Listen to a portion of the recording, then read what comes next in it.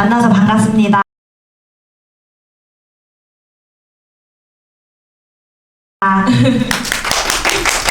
마감은 잘들 하셨어요?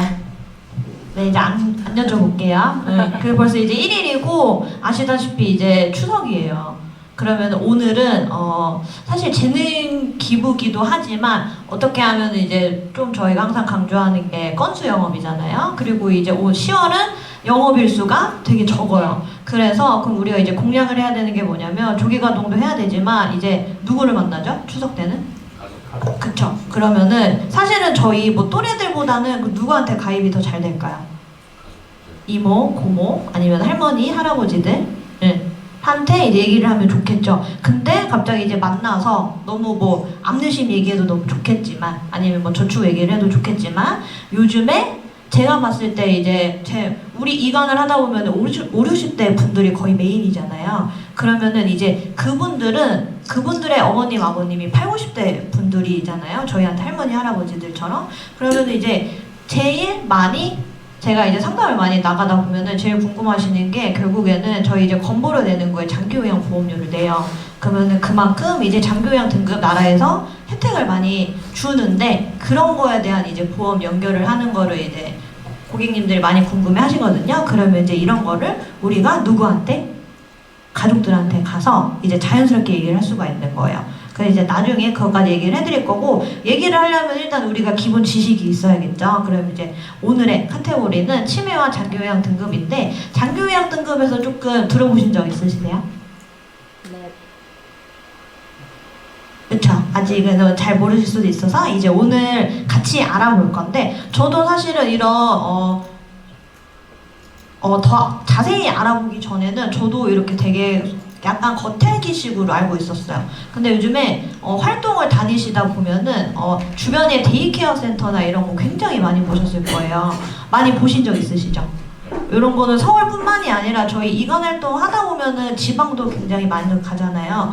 저는 개인적으로 여수를 이관을 많이 잡아서 여수를 자주 다니는데 심지어 그 닦은 여수에도 데이케어 센터는 굉장히 많아요. 이유는 아시다시피 저희 나라 이제 너무 초고령화 사회이기 때문에 어쩔 수가 없어요.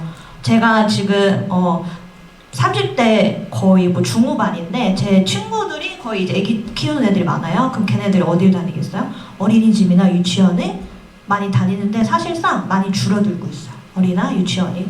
당연히 태어난 애기들이 줄어드니까. 그런데 그러면 그만큼 뭐가 많이 생기냐? 거기에 빈 자리에 다 요즘에는 데이케어 센터 아니면 뭐 단기 요양보호센터나 그런 게 많이 생기고 있어요. 이제 그거를 중점으로 우리가 이제 일단 알아볼 건데 보통 고객님이랑 많이 얘기를 하면 단순히 치매보험이라고 생각을 하시는 분들이 많아요. 그러면 실제로 클레버를 열어보면 나 치매보험 있는데 하면은 우리가 세일즈하는 원더케어 이런 느낌이 아니라 옛날 보험 단순히 치매 진단금만 갖고 있는 이런 보험을 갖고 계시는 선생님들이 많아요. 근데 이제 제가 오늘 알려드릴 거는 단순히 진단금이 그런 게 아니라 약간 연금처럼 내가 살아가는 동안 계속 필요한 생계 비용이 들 거잖아요. 그런 거를 이제 장기요양 등급에서 나라에서 이제 혜택을 주는 건데 등급을 받으면 이제 그런 혜택을 받을 때 우리 원더케어고요. 그런 거를 더 플러스 알파적으로 주는 거잖아요. 이제 그런 걸 장점을 알려드릴 거고 그러면 이제 장기요양 등급은 어떻게 나눠지느냐 여기 보시면 1, 2, 3 시설 제가 이렇게 나눠지는데 그 전에 일단 치매에 대해서 이렇게 잠깐 알아보고 가야 되는데 단순히 우리가 정신이 오락가락 한다고 해서 그냥 치매 걸리셨네 이렇게 생각을 할 수 있는데 글씨가 작기는 한데 치매의 종류도 1번부터 8번까지 굉장히 종류가 많아요. 제가 일단 그냥 요거는 딥하게 들어가진 않을 거고 그냥 알고만 계시면 되는데 자 일단 최근에 1위 기억이 나지 않는다. 요거는 알츠하이머예요. 몸은 잘 움직여요. 근데 그냥 정신만 깜빡깜빡 하는 거예요. 그 다음에 이제 2번 누워있는 시간과 건망증이 는다. 피지랄 혈관성 치매. 그 다음에 이제 3번 충동적인 행동, 성격의 변화가 있다. 전두엽 치매. 이게 보통 우리가 치매는 보통 여자들이 많아요. 여자들이 오래 사니까 오는 건데 보통 남자들한테 치매가 오면은 성격이 난폭해진다던가 좀 이런 케이스가 많거든요. 그래서 그랬을 때 조금 이런 거, 그 다음에 잘 아는 사물의 이름이 기억이 나지 않는다. 이런 거는 점두엽 치매 중에서 언어형으로 빠지고, 그 다음에 다른 나는 혼자는 괜찮은데 다른 사람이랑 이제 대화가 좀 안 돼. 다른 사람의 말을 못 알아듣는 게 축두엽 치매, 이제 의미 치매고, 그 다음에 헛것을 보는 등 이상행동을 한다. 이게 레비소멘 치매고, 그 다음에 여기서부터 중요해요. 종종 걸은 손떨림 행동을 한다. 파킨슨병. 이런 거는 우리가 그냥 자체적으로 노화로 오는 것뿐만이 아니라 우리가 보통 우리 암내심 파는데 뭐 뇌혈관, 뭐 뇌졸중 이런 거 같이 많이 얘기를 하잖아요.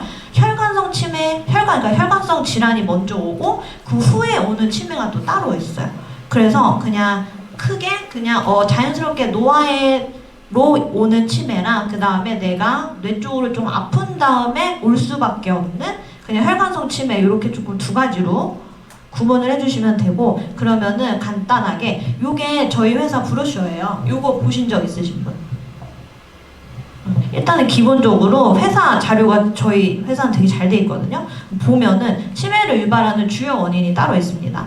노화, 어쩔 수 없어요. 우리 옛날 치매 걸린 분들보다 요즘에 더 많아요. 이유는 오래 살아서 걸리는 병이에요. 치매라는 거는 5년마다 2배, 당연히 우리가 초고령 사회에 따라서 오래 사니까 더 많이 오는 거고요. 제가 아까 중간에 말씀드렸던 것처럼 남성보다는 여성이, 이유는 그냥 남성보다 여자들이 더 오래 살아서. 그 다음에 우측에 보시면 가족력 무시 못해요. 특히나 지금 남성분들보다는 여성적으로 내가 할머니나 아니면은 좀 엄마, 아니면은 뭐 이모, 이렇게 좀 가족력이 있어. 그러면은 피할 수 없다고 생각을 해도 돼요. 왜냐면 저는 이게 제 RP인데, 저는 할머니가 치매로, 저는 이게 먼저 풍이 온 다음에 그 다음에 이제 파킨슨 오셨거든요. 저는 항상 이런 거를 짚어드려요. 그러니까 내 얘기를 먼저 해야지 고객님들도 자기 얘기를 해요. 그래서 저는 항상 제 얘기를 먼저 해주거든요. 가족력이 정말 세요, 치매는. 그 다음에 만성질환, 고당고 내신, 이런 건 어쩔 수 없어요. 그 다음에 가운데 보시면 뇌졸중. 이거는 혈관성 치매는 뇌졸중 발생 후에 5년 이에 치매가 오는 게 거의 30%예요. 굉장히 높은 거예요. 그 다음에 우측에 뭐 음주 흡연은 뭐 치매뿐만이 아니라 모든 질병의 그냥 근면적인 원인이기 때문에. 그러면 일단 치매는 어떻게 진단을 받냐면, 처음에 이제 1단계 보시면은 정신이 오락가락 하는데 이 치매 걸린 할머니 할아버지를 모시고 병원에 가는 것도 굉장히 어려워요. 그래서 1단계는 우리가 코로나 검사할 때도 간이 검사라는 게 있잖아요. 그런 것처럼 할머니 할아버지 치매 걸린 사람이 같이 모시고 가지 않고 그냥 보호자만 가서 그냥 간단하게 하는 간이 검사로 생각을 해주셔도 돼요. 1단계 검사가. 그 다음에 이제 2단계는 1단계 검사에서 좀 치매기가 있는 것 같아. 그러면 이제 그때는 모시고 가야 돼요. 이런 거는 이제 2단계부터 1단계도지만 1, 2, 3단계는 다 이제 병원에서 진행을 하는 거고, 2단계부터는 환자가 있어야 됩니다. 그 다음에 이제 3단계는 2단계에서 조금 이제 그래도 치매 진단이 있는데, 이게 이제 어떠한 치매인지, 제가 서두에 뭐 8가지 치매가 있었잖아요. 어떤 치매인지도 이제 판정을 해야 돼요. 그러면은 간별 검사는 밑에 이제 혈액 검사, 요 검사 이제 보통은 뇌 MRI, 이제 펫 MRI도 같이 진행을 하고요. 그러면은 이런 것보다는 이제 검사를 어떻게 하는지 보시면, 여기 KMMSE가 1단계 간이 검사예요. 그 다음에 GDS, 그 다음에 우리가 항상 CDR 쪽도 많이 얘기하잖아요. 요 정도가 2단계 검사라고 생각을 해주시면 돼요. 요런 거는 그냥 신경과 원장님이랑, 그 다음에 치매인지 아닌지 궁금한 이제 할머니 할아버지, 그 다음에 보호자가 같이 있어야 돼요. 요거 생각보다 치매 진단받기 어렵습니다. 한 번 갔다고 해서 띡 박는 게 아니라 최대 뭐 1년에서 3년 정도 걸려요, 치매 진단 받는 게. 자, 그 다음에 그러면 우리가 보통 CDR 쪽도 많이 얘기를 하잖아요. 이유는 이제 뭐 진단금이라든지 그런 거 위주로 약간에 나오기 때문에 우리가 이제 CDR 척도를 중요하게 생각하는데, 우리는 보통 3단계부터 CDR 쪽도 이렇게 중증부터 이제 보통 얘기를 많이 하는데, 우리가 그냥 기본적으로 지식으로 알고 있어야 되는 거 0.5도 최경도부터 말기까지 이렇게 구분이 된다. 이렇게 알고 계시면 되고, 밑에 퍼센터이지만 봐도 중증은 쉽지 않아요. CDR 척도 3단계 보시면 1단계가 거의 반 정도죠. 41%를 갖고 있어요. 그래서 치매는 일단 이 정도로 보면 되고, 그러면은 이제 우리가 중점적으로 알아봐야 할 이제 장기요양 등급을 볼 건데, 요거는 제가 아까 처음에도 저번에도 말씀드렸다시피 우리가 이제 건강보험료 내는데 장기요양보험료 같이 있어요. 우리가 미리 돈을 내기 때문에 이제 병원에서 우리가 의료 혜택을 받으면서 저렴하게 다니는 것처럼 나라에서도 혜택이 굉장히 좋아요. 그럼 요거는 이제 어떻게 받느냐면 65세 이상 일단 노인이거나 65세 미만이어도 노인성 질병 가진자 중에 일단은 기본적으로 6개월 이상은 혼자 생활을 못 해야 되는데 구분을 지을 수 있어요. 요거는 뒤에 거를 먼저 보여드리고 단계가 있어요. 장기요양 등급의 단계는 여기 우측에 보시면 1등급부터 1등급이 제일 안 좋은 거예요. 그 다음에 좌측에 보시면 인지지원 등급이 있죠. 요거는 보통 6등급이라고 불러요. 그러면은 여기 밑에 보시면은 지원사항 중에 재가 및 시설급여랑 재가급여로 나뉘죠. 근데 보통 그래서 여기 앞에 잠깐 다시 돌아와서 시설급여랑 재가급여가 있는데 특별연금급여는 보통 생각 안 하셔도 돼요. 저거는 이제 특이 케이스라서 시설급여도 못 받고 재가급여도 못 받을 때 특별연금으로 이제 빠지는 건데 이거는 거의 특이 케이스고 시설급여 아니면 재가급여라고 생각을 해주시면 되는데 이제 여기서 제가 처음에 헷갈렸던 게 시설급여라고 얘기를 하니까 단순히 그러면 뭐 주야간보호센터에 모시고 가는 거 요즘에 노치원이라고 많이 부르잖아요. 저는 처음에는 그런 것도 다 시설급여라고 생각을 했어요. 그냥 단순히 시설을 이용을 하니까. 혹시 그렇게 생각해 보신 분 없으세요? 그럼 다들 처음부터 재가급여라고 알고 계셨어요? 아니, 그건 아니시고 그래서 저는 처음에는 시설급여라고 생각을 해서 그렇게 설계도 많이 생각을 하고 설계도 했었어요. 근데 설계를 하고 이제 우리가 보통 상품설명서를 보잖아요. 그러면은 내용이 재가급여로 빠져요. 이제 이거를 다시 짚어드릴 건데 그러면 시설급여라는 거는 뭐냐면 진짜 24시간 기준이에요. 요양원에 입소를 해야 돼요. 그게 시설급여예요. 나머지는 다 재가급여라고 생각을 해주시면 돼요. 우리가 방문 목욕차부터 그 다음에 요양보호수들이 가는 뭐 방문 요양, 그 다음에 간호사, 간호중사들이 가는 방문 간호, 그 다음에 뭐 여러 가지 등등등 있죠. 요양원 보내는 거 아니면 다 재가급여라고 생각을 해주시면 되고 그러면 도대체 이제 몇 등급을 받을 때 어떤 혜택을 받는 거야 이제 생각을 하면 보통 일단 이 등급 매기는 거를 먼저 이해를 해야 되는데 이 등급은 잘 못 움직이니까 받는 등급이에요. 그러면은 그분을 모시고 어딜 가야 될까요? 그게 아니에요. 신청을 하면은 나라에서 한 분이 와요. 직접. 그러면은 그분이 보시면 점수 매기는 게 우측에 보이시죠? 그리고 어떻게 되는지 안 되는지가 여기 항목이 굉장히 많아요. 지금 52개 항목이 있는데 이거를 한 분이 내방을 해서 공무원이 한 명이 내방을 해서 이게 우측의 점수를 하나하나 매겨서 이렇게 등급을 주는 거예요. 여기 밑에 중간에 장기요양 인정 점수 보이시죠? 45점 미만부터 95점 이상이 있는데 이렇게 몇 점에 매기냐에 따라서 등급이 매겨지는 거고 보통은 시설급여 요양원 보내는 거는 1, 2등급만 간다고 생각을 해주시면 돼요. 저기 밑에 재가급여 여기 1, 2등급까지는 재가 및 시설급여라고 보통 있는데 재가급여 쓰시는 분들도 있어요. 가시는 걸 싫어하셔서. 왜냐하면 인식이 저희 할머니도 그랬는데 요양원이나 요양병원 들어가면은 죽어서 나온다고 생각을 하세요. 그러면은 너무 가기 싫어하시거든요.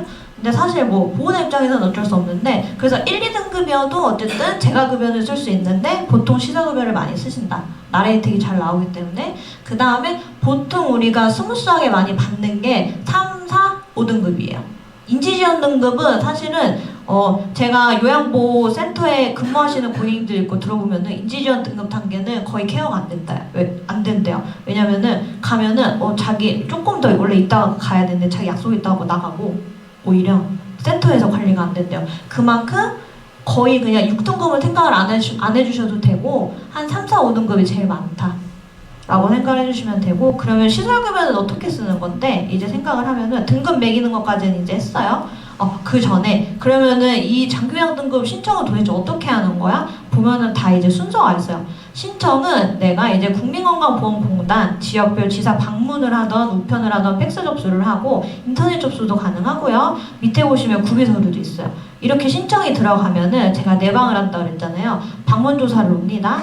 그래서 그 중에 이제 뭐 필요하면 의사소견서까지 제출을 해요. 다니는 병원이나 지병이 있으면 이제 그거를 토대로 이제 점수 산정을 하고 심의 판정을 해서 1등급부터 5등급 또는 인지대응 등급으로 이제 지원을 받으면 이제 혜택을 받을 수 있는데 저는 이제 딱 이렇게 알아보던 과정에서 장기요양 등급이 그러면 우리나라 중에는 몇 등급이 제일 많을까가 사실은 궁금했어요.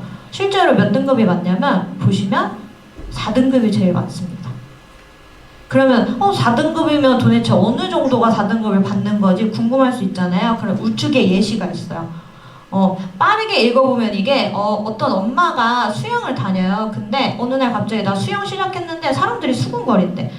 그래서 나 이제 거기 못 가. 나 이제 거기 왜 그런지 모르겠어. 이렇게 했는데 알고 보니까 이 엄마가 수영복을 입어야 되는데 수영복 입는 걸 깜빡하고 나체로 수영장을 간 거예요. 그래서 수군거린 거예요.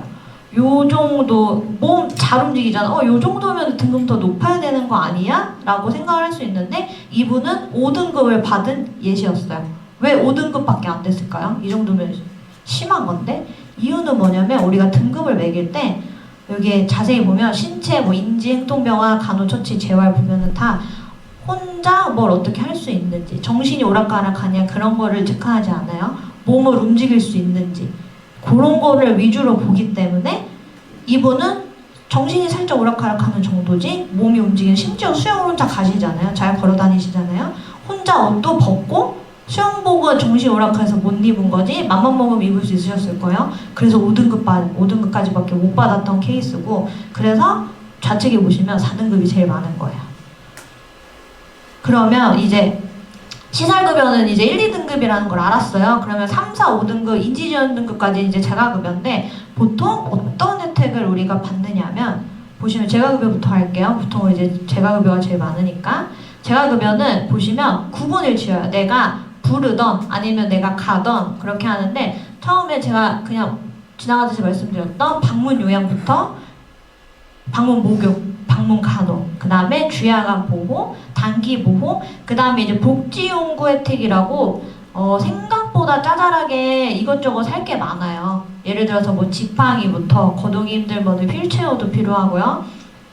그 다음에 그냥 일반 침대에서 잘 일어나지도 못하죠. 이렇게 살짝 앉아서 식사하셔야 되는데 그럴 때는 이제 병원에 있는 병원 의료용 침대 그런 것도 대여까지 할 수 있어요. 그런 게 다 복지용구로 들어가고 그게 이제 연간의 나라에서 160만 원 한도 내에서 혜택을 해줍니다.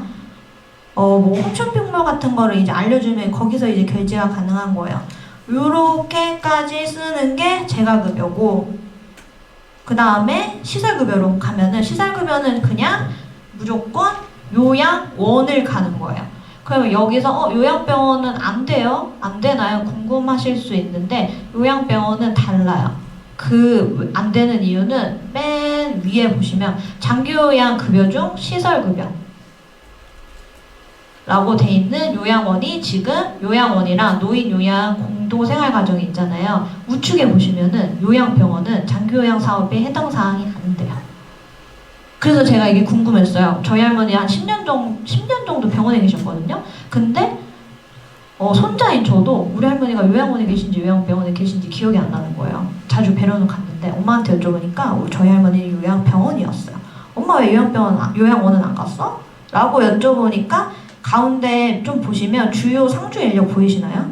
여기 보시면 요양원에는 의료진이 없습니다. 사회복지사, 요양보호사밖에 없어요. 그 다음에 우측에 보시면 요양병원은 의사, 간호사, 물리치료사가 상주합니다. 저희 할머니는 상주하는 의사랑 간호사가 필요했다고 하더라고요. 그래서 요양병원 가셨구나. 그래서 어쨌든 근데 이거는 어쩔 수 없죠. 시설급 혜택을 못 받아도 어쨌든 상주하는. 그러면은 반대로 요양원에 모셨을 때는 그러면 의사나 이렇게 치료를 못 받아요. 꾸준히 약을 드셔야 되는데 그런 건 아니고 우리가 아기를 낳고 산후조리원에 가도 남성분들이 많아서 모르실 수 있는데 회진을 가요.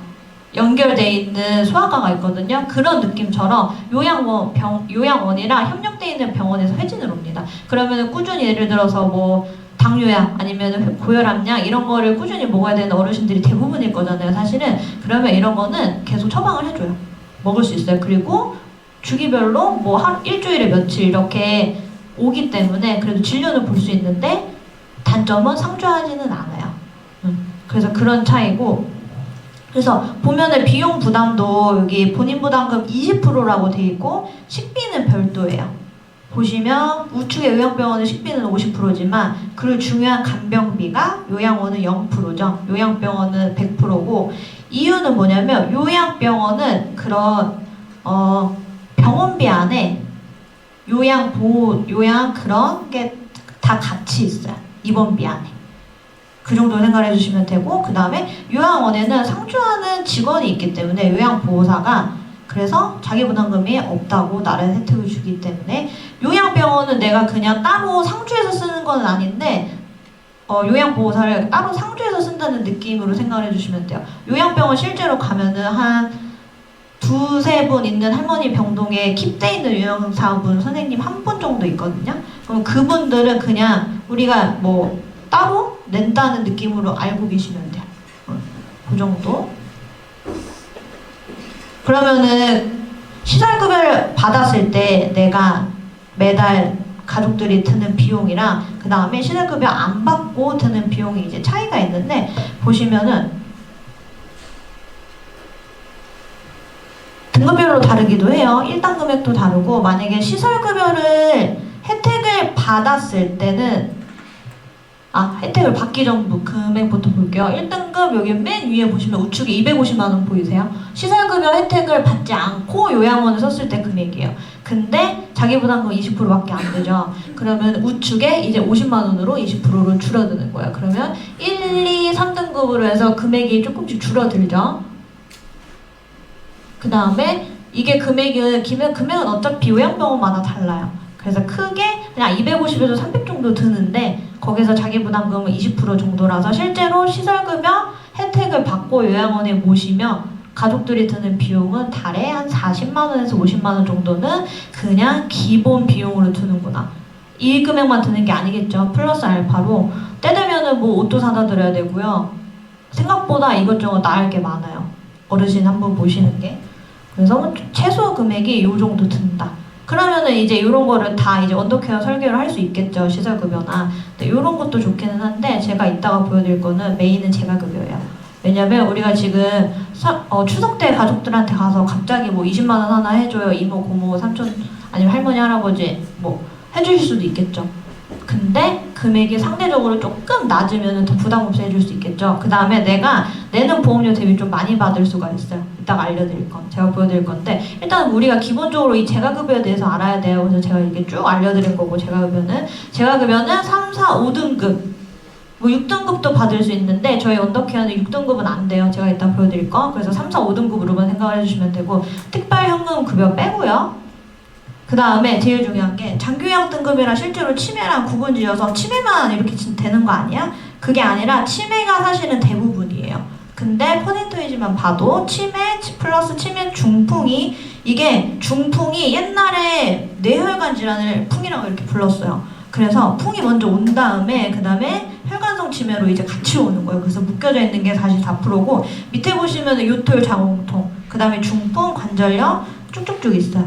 꼭 치매라고만 해야지 장기요양보험을 받는 게 아니에요. 왜냐면은 우리가 신체를 못 움직이는 그런 다 점수를 매기면서 장기요양 등급을 주기 때문에 치매가 대부분의 그 비율은 차지하지만 꼭 치매 때문에 받는 건 아니다. 그래서 저 뭐 이렇게 문의가 해피콜이 뭐 치매보험 이렇게 얘기를 해도 딱 짚고 넘어가실 줄 아셔야 돼요. 선생님 치매보험이라고 알고는 계시는데 제가 이제 그건 이제 장기요양 등급이라는 보험인데 이렇게 하면서 말씀해 주시면 돼요.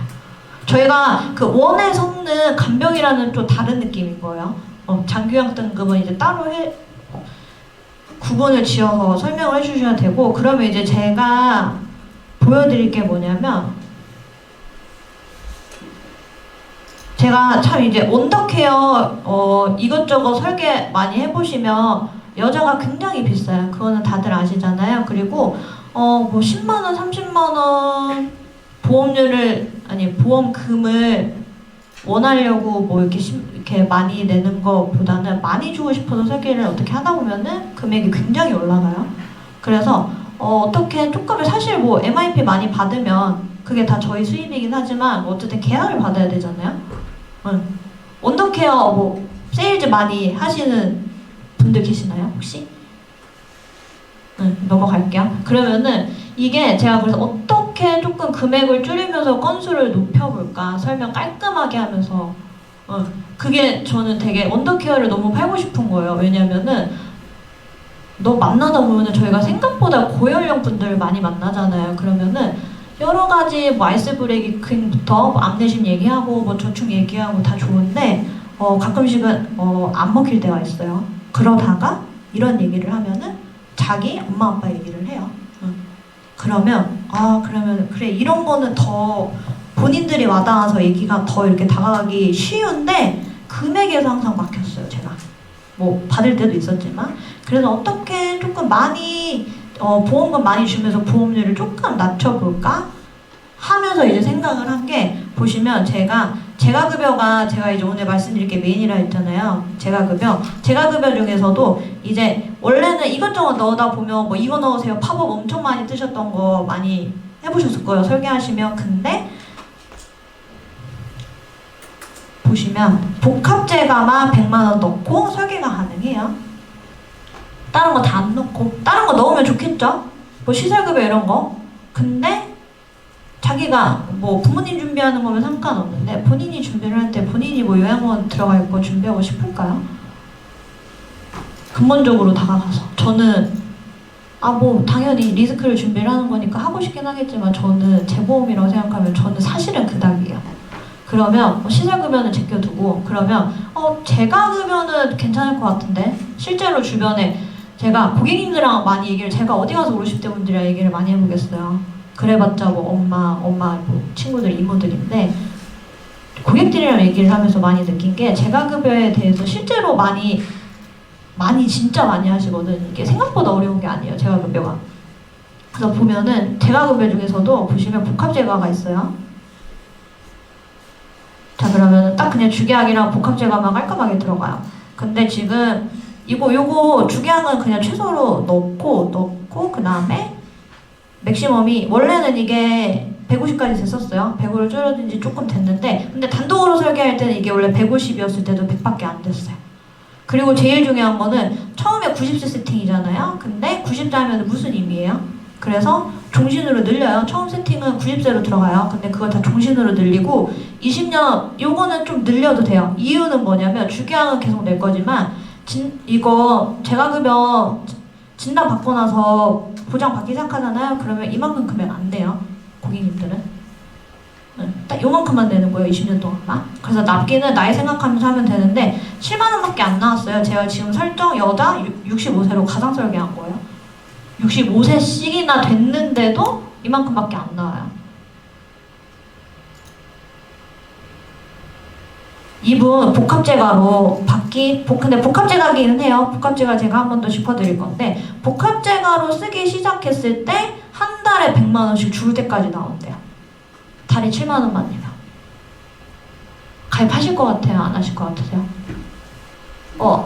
안 할게요. 안 나오겠죠. 최소한의 할게요 아니면 생각해볼게요. 생각해볼게요. 최대의 거절이 비싸요 이런 말 안 나와요. 본인이 봐도 수지타산이 괜찮거든요. 그러면은 실질적으로 수지타산을 맞춰볼게요. 65세예요. 10년 낸다고 뭐 65세 때 바로 장기화 등급을 받을까요? 그렇게 공포 RP까지 안 해도 돼요. 한 10년 정도 낸다고 생각했을 때도 75세인데 얼마 내죠? 900 내죠. 그러면 10년 뒤에 900 다 내놓고도 이때 진단을 받아도 한 달에 100만 원이에요. 그러면 1년에 벌써 1200이거든요. 낸 돈 벌써 세이브 되고 75세 때 돌아가실까요? 돌아가시지 않아요. 10년만 더 받는다고 생각을 해도 이미 낸 보험료 그 이상이거든요. 저는 그래서 거의 그냥 연금 느낌처럼 그러니까 먼저 연금을 이 중간에 연금을 섞어서 연금 수령액 계산 요즘에 다 되는 거 아시죠? 링크 들어가면 그걸 같이 연금 수령액 계산을 확인해보고 선생님 생각보다 우리 의무 연금 전환되지 않았기 때문에 50, 60대 분들 만나면은 생각보다 그렇게 연금 많이 안 타세요. 부족해요. 그러면은 선생님 뭐 지금 연금 준비하실 수 있어요? 연금 준비할 수 있으면 좋죠. 그러면 바로 다른 거 세일즈 하셔도 되는데 하다 안 되면 이제 얘인 거예요. 복합제가 달에 100만 원씩 연금처럼 당연히 근데 제가급여로 나가는 돈이 있겠죠. 근데 나가는 돈 이상으로 들어올 수 있어요. 이거는 65세 때 7만 원밖에 안 하면 이거는 무조건 이득이거든요. 그래서 요거 그냥 일반 언더케어는 75세 전후로는 가입이 돼요. 그리고 더 좋은 거는 뭐예요? S프로가 병력 많이 안 봅니다. 지금 이거는 가상 설계인데 뇌에 관한 그 진단 이런 건 없으면 다들 S프로에서 들어가 보시면은 가입이 거의 웬만하면 다 가입이 가능하다고 생각을 하시면 돼요. 암 이런 거 안 봐요. 최근에 수술했는지 이런 거 전혀 안 봅니다. 뇌에 관해서만 봐요, S프로. 그래서 병력자분들을 만났다. 나 암내심 진단금 이런 거 아니면 뭐든 우리 뭐 최소한의 단기납도 보잖아요. 그 드림업도 보잖아요. 우리 건강태 사망이 있기 때문에. 그래서 이것저것 가입 안 되면 저는 이제 사실은 이게 우리 지금 명절도 앞두고 이게 진짜 짱이라고 생각하거든요. 그럼 여기서 이제 복합재활을 보여드릴 건데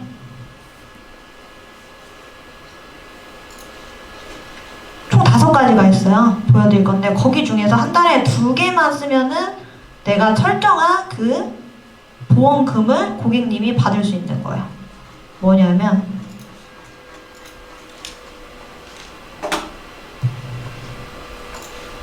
정확하게 상품 설명서로 보여드릴게요.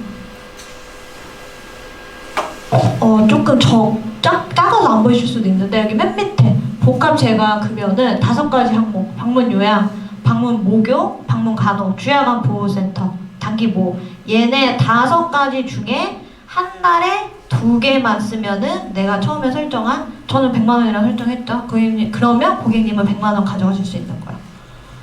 자, 그러면 여기서 볼게요. 방문 요양. 이거 생각보다 많이 쓰거든요. 이게 뭐 하는 거냐면 요양보호사 제 고객님이 있는데 그분은 그냥 집에서 집 청소해주고 그냥 밥 차려서 밥 같이 먹고 그 다음에 뭐 약 처방 받은 거 그냥 처방전 갖고 약국 다녀와 주시고 이런 거 해요. 그 다음에 방문 간호는 생각보다 안 쓸 수도 있어요. 왜냐면은 소견서 병원에다 제출하고 간호사나 간호조무사가 내 방에서 대신 진료 봐주는 거거든요. 그래서 방문 간호 일단 빼더라도 이것도 근데 얘기를 해주면 우리 맨날 당뇨, 뭐 당혈색소 수치 얘기하잖아요. 그리고 고혈압 이런 거 정기적으로 피공사 무조건 해야 돼요. 최소한 3개월. 그러면 그것도 못 가. 그러면 소견서 제출하고 오겠죠. 그게 방문 간호예요. 그러고 거의 방문 요양이랑 상대적으로 제일 많이 쓰는 게 이 주야간 보호센터. 그러면 방문 요양 한 번 쓰고 주야간 보호 뭐 일주일에 최소 한 번이라도 다니기 시작하면은 달에 100만 원씩 쓸 수 있는 거야. 요렇게만 요거 출력해서 요거 형광펜 쳐서 요거 중에 2가지만 쓰셔도 선생님 한 달에 100만 원씩 가져가실 수 있는 보험 있는데 가입하시죠? 하면은 또 바로 결과 보기 눌러서 이것밖에 안 되는데 이러면서 나중에는 고객님들한테 얘기를 하는 거고 우리 당장 추석이잖아요. 추석 때 할머니 할아버지들 뭐 연세 안에 들면은 너무 좋고 안 되면은 이제 누구 가야 돼요? 이모 삼촌, 뭐 외삼촌 딱 그 나이 타겟층이에요. 왜냐면 혹시 뭐 할머니 할아버지들 많이 아프시면은 그 비용 누가 내요? 저희 엄마가 냈어요. 저도 이제 이모 4명에 외삼촌 1명 있는데 다 이제 n분의 1로 내거든요. 그러면 그게 다 피부로 와닿았기 때문에 요거는 최소한의 이거 너무 비싼데? 이거 근데 뭐 필요 없지 않나? 나 이거 있으신 분들은 오히려 준비 잘 하신 거고 클레보카는 한 번씩 아니면은 뭐 이런 상품 진짜 좋은 거 있는데 뭐 있어? 하면서 최소한의 클레보라도 열어보고 없으면은 제안하고 설명해주고 이거 할게 이거는 좋네 그러면은 그냥 가입하고 이런 거 요 정도는 이제 우리가 추석 때 만나서 가족들이랑 얘기를 할 때도 되게 어렵지 않게 가볍게 그냥 툭툭 얘기를 할 수 있을 것 같아서 오늘은 이제 이렇게 준비를 해봤습니다. 네, 혹시 궁금하신 점 있으신가요? 여자분 몇 살까지 가입 가능하세요? 이것도 75세. 75세 전후로. 네. 금액이 지금 굉장히 제가 일부러 높게 산출한 거예요. 65세면. 네. 40, 50대 분들은 더 저렴하겠죠. 한번 줄여볼까요? 제가 일부러 이게 남성분들 훨씬 저렴해요. 일부러 제가 여성으로 하는 거예요.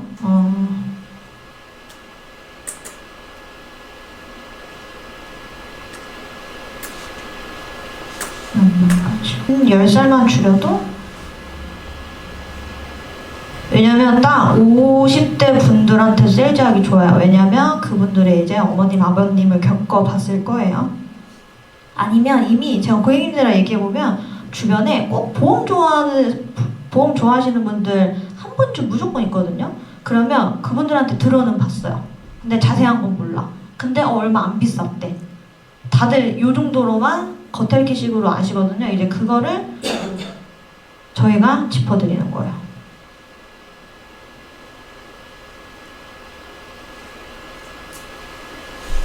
처음에 이 90세 세팅 이거는 뭐 그냥 원하는 대로 하면 되는데 저는 그냥 웬만하면 죽을 때까지 받으면 좋으니까 이거 주기하면 뭐 줄여도 되고 안 줄여도 되고 월납 줄이고 싶으면은 그러면 벌써 56세인데 3만 원밖에 안 되죠. 응. 되게 가볍게 준비를 시킬 수 있어요. 원래는 이것저것 다 넣으면 한 예전까지는 150이었는데 줄어든 지 좀 됐고 근데 어차피 얘만 단독으로 할 거였고 메인은 복합질가예요. 다른 거 상담하다가 이것저것 원하신대요. 그러면은 뭐 플러스 알파로 넣으시면 되는데 제가 이렇게 해서 설계해보고 저렇게도 설계해보고 저는 이걸 제안을 굉장히 많이 하거든요. 근데 제일 반응이 괜찮고 이랬던 거는 딱 그냥 그리고 고객님들도 요즘에 많이 알아요. 제가 그러면은 그래서 이렇게 56세 여성 기준에도 3만 원대예요. 20년 남에 납기 길게 시키는 거는 정신을 안 바꿨구나. 죄송해요. 금액이 조금 올라왔어요. 정신으로 빼서 그래도 5만 원이에요. 만약에 90세 안 한다고 하면 90세로 해도 되는데 저는 정신이 맞는 것 같아요. 저는 제가 확신이 들어야지 제안을 하거든요. 저는 정신으로 납기는 뭐 몇 세든 상관없어요. 왜냐면은 얘는 이 4만 원은 진단받고 받기 시작하면 안 낼 거야. 주계약만 낼 거기 때문에. 그리고 또 주계약이 뭐예요? 사망보험금이죠. 날아가는 돈 아니에요. 어쨌든 내가 낸 것보다는 더 받아요. 내가 쓰는 건 아니지만 요렇게 추석에 가서 많이 이제 조기 가동하시고 이것만으로도 얘기 되게 뭐 어떻게 얘기 꺼내야 되지 그게 아니라 제가 아까 처음에 아이스 브레이킹 어떻게 했죠? 요즘에 주변에 데이케어 센터 너무 많이 생긴다고 애들 키우는데 애들 유치원 어린이집 없어지고 다 이런 거 생기더라 라고 시작을 하면은 벌써 그게 아이스 브레이킹이 끝났어요. 그러면은 방문 요양이랑 데이케어 센터는 그냥 쓰는 거거든요. 사실 장기요양 등급 받으면 어려운 게 아니에요. 그래서 그 5개 중에 2개만 쓰면은 달에 맥시멈으로 100만 원을 설정해 줄 수 있기 때문에 정말 연금처럼 정신으로 꼬박꼬박 받을 수 있는 저는 이 보험 되게 좋다고 생각하거든요. 그래서 사실은 원래 장기요양도 알려드리고 싶었기도 했고 사실 요거는 제가 안지 얼마 안 됐어요. 그래서 이런 것도 좀 공유를 해드리고 싶었고 그리고 딱 시기상 우리가 이제 월 초도 됐고 근데 또 영업일수 너무 줄어들었잖아요. 친척들한테 세일즈하기 제일 아마 좋은 상품이 될 것 같아서 오늘 설명을 드려봤습니다. 그러면 또 궁금하신 점 없으시면 말씀하세요. 네. 하다 보면 네. 간병 쪽 얘기할 때 간병인 쪽으로 들어오시는 분들 간병인이야? 그쵸. 그때는 이제 말씀하세요. 원에 있는 간병이나 원더케어 중에 원더케어 쪽으로 좀 세일즈를 많이 하시나요? 아예 이렇게 접근을 하면은 다른 보험인 거예요. 정확히 그거는 간병보험은 간병인 썼을 때 받을 수 있는 거야. 아니면은 그냥 통합병동에서 병실 비용이 한 3만 원 정도 나오는 다인실이 있는데 그 병동 쓸 때 맥시멈 7만 원까지 받을 수 있는 보험인데 너 필요해? 라고 저는 오히려 제가 되물어봐요. 그렇게 해서 준비를 시켜요. 저는 간병보험 원에 있는 간병은 먼저 원하면은 해주는 편이에요. 아예 다른 거예요. 그래서 나 치매 있어야 돼, 간병 있어야 돼 이렇게 뭐 해야 되지 하면은 그렇게 딱 짚어줘야 돼요. 전혀 다른 보험이라고. 너가 필요한 게 뭐냐고. 둘 다 필요하죠? 아예 다른 보험이에요. 우리가 암보험도 필요하고 뇌도 필요하고 심장도 필요한데 나 암 해야 돼, 뇌 해야 돼, 심 해야 돼 이렇게 물어보지 않잖아요. 우리가 3대 질병 암, 뇌, 심 같이 준비하죠. 그런 거랑 똑같은 거라 생각을 해주시면 돼요. 전혀 다른 보험이에요. 이거 민원계약 보다 보면 네. 옛날에 갱신형으로 중증치매 진단 특이하게 네. 아니면 의료비 보상 특이하게 간병인 네. 원더케어나 아니면 간병인 쪽으로 좀 불리기는 하거든요. 네. 그 처음에 말씀하신 거는 일시금인 거잖아요. 그러니까 아예 좀 제가 그런 좀 접근법이 달라요. 그래서 그것도 선생님 그것도 똑같아요. 선생님한테 선생님 이런 거는 이런 거니. 근데 제가 말씀드릴 거는 그 의료비 중에서도 장기는 오래 입원했을 때 주는 거잖아요. 근데 요즘 의료 트렌드가 어때요? 그렇게 오래 입원시키지 않아요? 그런 거를 먼저 짚어주고 이거는 워낙에 2000년도 초반 보험이라서 이런 게 있으니 그냥 있는 그대로 얘기를 해주시면 돼요. 그냥. 그리고 받고 싶은 게 있으시면 그쪽으로 하시면 되는데 저는 보통 그냥 선택지를 드려요. 아예 다른 보험이다. 하시면은 거기 개 중에서 또 아이스 브레이킹 하다 보면은 분명히 꽂히시는 게 있어요. 두 개 중에 본인이. 그거를 찾아주는 거예요. 아니면 나는 뭐 간병 최근에 누가 아파서 간병인 돈 많이 썼대. 근데 장기 요양도 이건 필요해. 사실은 두 개 다 받으면 좋잖아요. 그래서 아예 그냥 두 가지를 다 설명드리고 사실 두 가지를 받는 게 베스트고 아니면은 두 가지 선택지를 줘야 그럼 둘 중에 하나는 하겠죠. 하나만 알려줘서 하나로 이제 포인트를 잡는 게 아니라 그냥 두 가지 중에 하나를 선택할 수 있게. 선생님한테 뭐가 맞으세요? 아니 저는 이거는 아예 다른 거라서 저는 둘 다 있어야 된다고 생각해요. 두 가지 하셔야 되는데 뭐가 더 필요하세요? 뭐 하나라도 하시던가 요런 느낌으로 두 가지 던져놓고 하나라도 수고할 수 있게. 그 다음에 우리 동준의 부신님. 성순 네. 중간금은 안 넣으시나요 혹시? 아니 제가 말씀드렸죠? 이것저것 다 넣으면 좋은데 그거 넣으시면은 금액이 상대적으로 많이 올라가요. 그 예쁜 풀 세팅 있어요. 다 있는데 뭐 그런 거 제가 말씀드렸죠. MIP, AMP 뭐 제안하고 이거를 나중에 차선책으로 보여드려도 되고 그래도 돼요.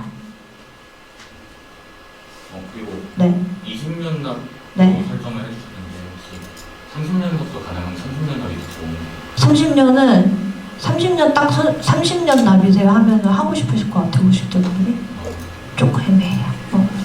20, 30대 애들한테나 먹히는 30년 납이라서 그것도 우리 어떻게 넣어요? 남변 넣잖아요. 그래서 30년은 딱 처음에 들었을 때 핸드폰도 24개월이야 36개월이야 24개월하고 싶잖아요. 웬만하면 똑같은 느낌이야. 30년은 딱 들으면은 너무 정수기도 5년 할래, 뭐 3년 할래, 7년 할래 하면은 3년 하잖아요. 똑같은 거야. 만약에 이게 항상 나 그럼 이거 안 받으면 30년까지 내야 돼? 라고 생각할 수 있잖아요. 근데 20년 납은 왜 할까요? 우리가 원이나 이런 것도 다 웬만하면은 10년 아니면 15, 20 중에 팔잖아요. 그리고 클레버 까면은 보통 20년 납은 많잖아요. 그러면은 물음표를 던지진 않아요. 20년 납에.